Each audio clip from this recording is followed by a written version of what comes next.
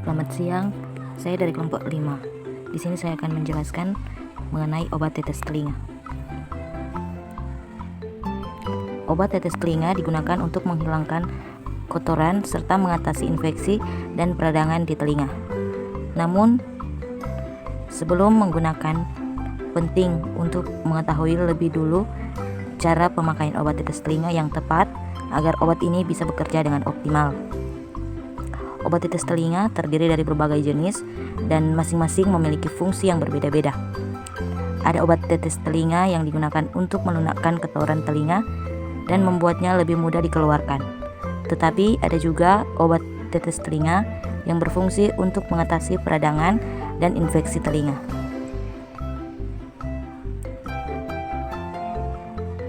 Cara menggunakan obat tetes telinga dan kondisi yang memerlukannya.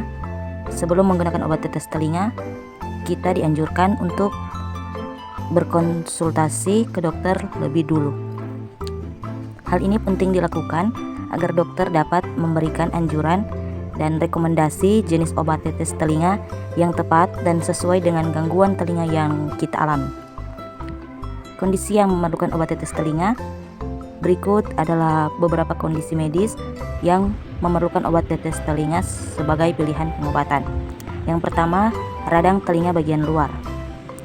Radang telinga bagian luar atau otitis eksterna dapat disebabkan oleh infeksi bakteri maupun jamur. Peradangan ini dapat terjadi di saluran telinga yang terletak antara telinga bagian luar dan gendang telinga, yaitu tempat Anda biasanya membersihkan saluran telinga. Penyakit ini disebut juga swimmer's ear karena kerap dialami oleh perenang. Selain itu, ada beberapa hal lain yang dapat memicu terjadinya otitis eksterna seperti cedera atau luka.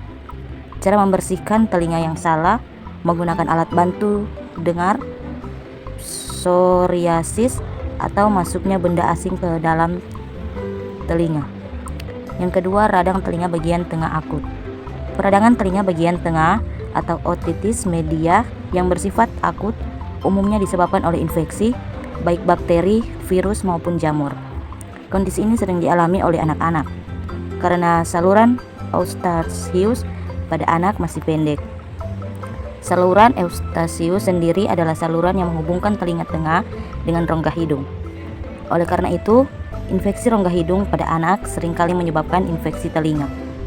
Di samping itu, ada juga faktor lain yang dapat meningkatkan resiko terjadinya otitis media akut seperti paparan asap rokok atau kebiasaan minum susu dari botol sambil berbaring. Yang ketiga, radang telinga bagian tengah kronis. Otitis media akut dapat berkembang menjadi kronis bila kondisi tersebut berlangsung selama lebih dari 6 minggu. Kondisi ini perlu segera ditangani agar tidak menimbulkan masalah kesehatan lainnya, seperti gangguan pendengaran akibat gendang telinga yang rusak, infeksi yang meluas hingga tulang telinga, bahkan infeksi selaput pembungkus otak atau meningitis. Keempat, cerumen probe. Cerumen probe merupakan istilah untuk kotoran yang menyumbat saluran telinga hingga menimbulkan masalah pendengaran. Cerumen sebenarnya bukan sekedar kotoran, tetapi juga memiliki fungsi yang baik, yaitu untuk melindungi organ pendengaran dari benda asing. Cerumen dibentuk oleh minyak alami dari saluran telinga yang terpapar debu atau kuman. Selanjutnya, bulu halus telinga akan membantu pengeluaran cerumen dari telinga. Namun, jika ada mengorek telinga terlalu dalam, cerumen akan terdorong hingga ke bagian yang tidak memiliki rambut halus. Oleh karena itu, cerumen akan sulit keluar, bahkan pada sebagian kasus dapat mengeras. Cara memakai obat tetes telinga yang tepat. Sebelum mengetahui cara pemakaian obat tetes telinga, kita juga perlu mengetahui bahwa ada berbagai jenis obat tetes telinga dengan kandungan dan fungsi yang berbeda-beda seperti berikut ini. Obat tetes telinga antibiotik. Untuk menangani infeksi bakteri pada telinga, obat tetes telinga kortikosteroid untuk meredakan pembengkakan dan rasa nyeri akibat peradangan pada telinga, obat tetes telinga anti jamur untuk menangani infeksi jamur dalam telinga, satu jenis obat tetes telinga terkadang mengandung campuran antara dua obat di atas, misalnya antibiotik dengan kortikosteroid.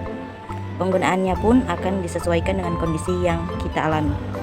Selain itu, saat kita membersihkan telinga ke dokter, kotoran telinga yang keras akan diteteskan obat tetes telinga berisi cairan pelunak serumen terlebih dahulu. Hal ini bertujuan agar kotoran mudah dikeluarkan sehingga tidak menimbulkan luka pada lubang telinga.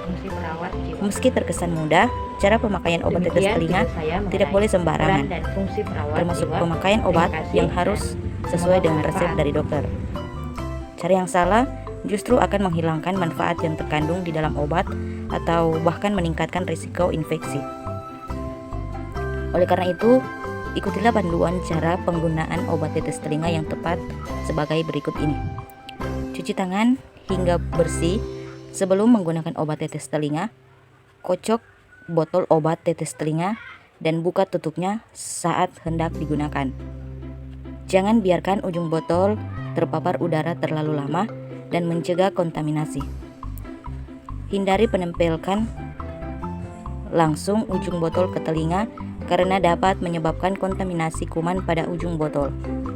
Miringkan kepala dan tekan botol secara perlahan agar jumlah tetesan sesuai dengan dosis. Pastikan posisi kepala tetap miring selama beberapa saat setelah obat tetes telinga masuk. Jangan lupa untuk mencuci tangan kembali setelah menggunakan obat tetes telinga. Baik, apakah ini dengan Bapak Iksal? Iya. Perkenalkan, saya perawat Kalisa. Pada saat ini akan melakukan tindakan penetesan obat ke telinga Bapak untuk mengurangi rasa gatal kurang lebih 3-4 menit. Apakah Bapak siap?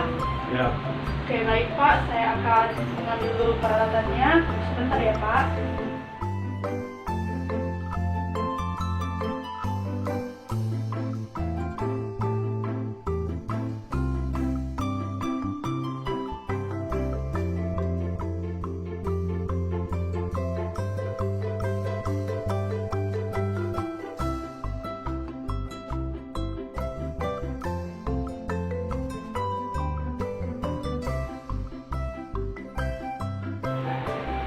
Baik Bapak, saya akan melakukan tindakan. Permisi ya Pak.